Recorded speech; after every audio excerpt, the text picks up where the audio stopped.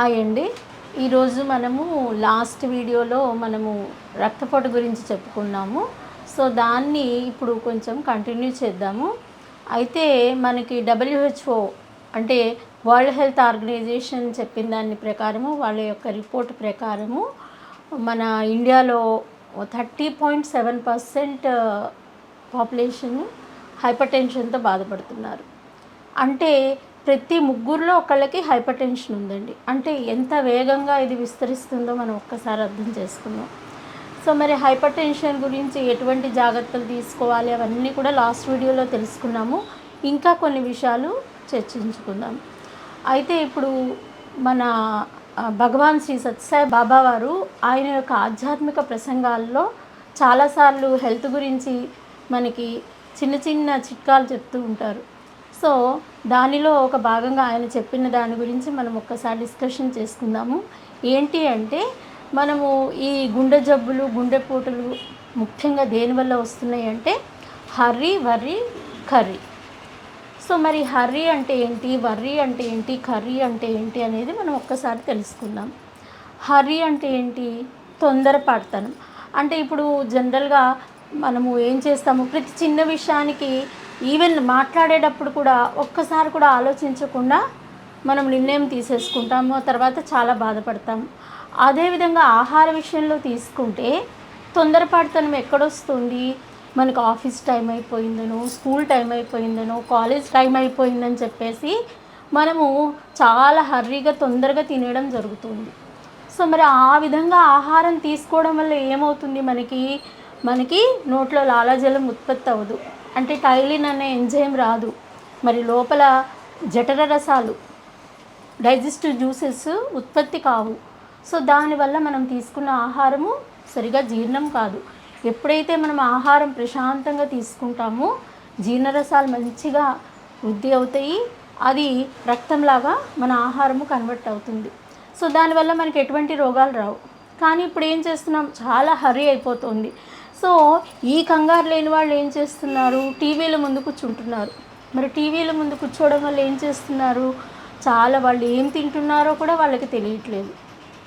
So తొందరగా ఆ టీవీలో ఉండే టెన్షను వాళ్ళల్లో అనుభవిస్తూ అసలు నమలకుండానే చాలా స్పీడ్గా తినేస్తున్నారు. మళ్ళీ అక్కడ ఆ సీన్ ఎక్కడ పోతుందో అని చెప్పేసి ఆ టీవీల ముందే కూర్చొని తినడం చేస్తున్నారు. మరి ఆ తొందరపాటుతనం వల్ల మనకి రకరకాల ప్రాబ్లమ్స్ వస్తాయి. అంటే ఎంత తింటున్నామో తెలీదు, ఏం తింటున్నామో తెలీదు. దీనివల్ల ఏమవుతుంది, ఎక్కువ తినడం, ఊబకాయం రావడం జరుగుతుంది. ఇంకా రెండవది ఏంటంటే వర్రీ అంటే ఏంటి, టెన్షన్, మానసిక ఆందోళన.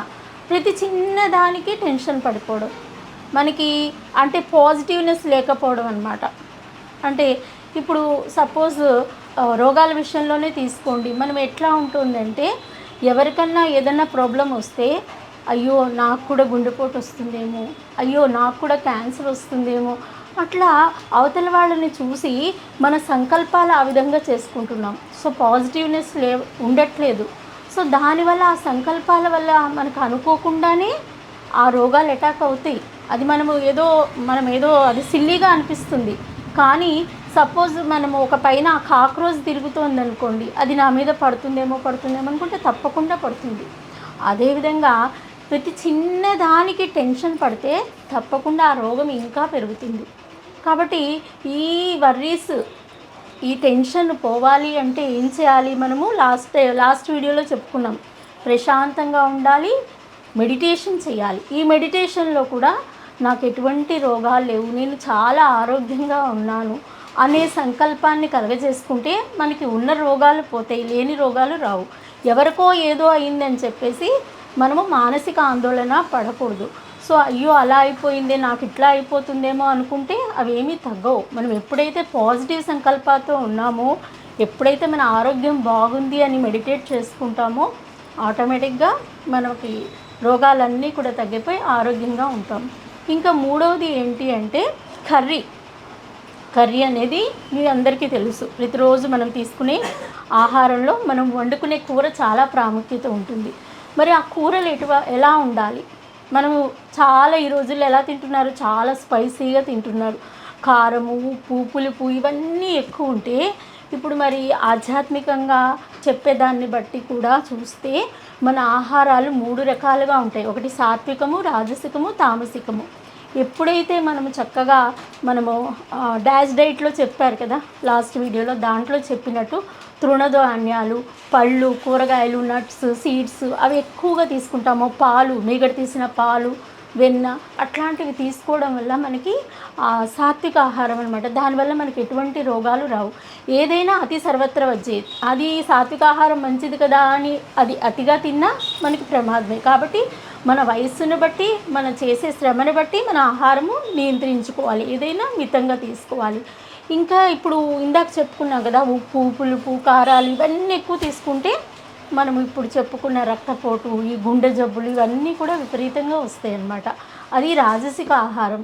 ఇంకా మాంసాహారము ఇవన్నీ కూడా మనకి గుండె జబ్బులకి వస్తాయి.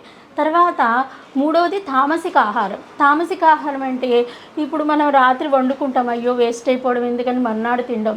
అంటే పులిసిపోవడం అంటే ప్రోబయోటిక్స్ కాదండి, బాగా పాడైపోయినవి, ఇంకా మిగిలిపోయినవి, నిల్వ ఉన్న పదార్థాలు అవన్నీ కూడా. తర్వాత మీటు, మటను ఇవన్నీ ఎక్కువ తీసుకోవడం వల్ల తామసిక ఆహారం అంటే ఏంటి, మనకి ఎక్కువ నిద్రమత్తు ఆవరించి ఉంటుంది. దానివల్ల కూడా చాలా రోగాలు వస్తాయి.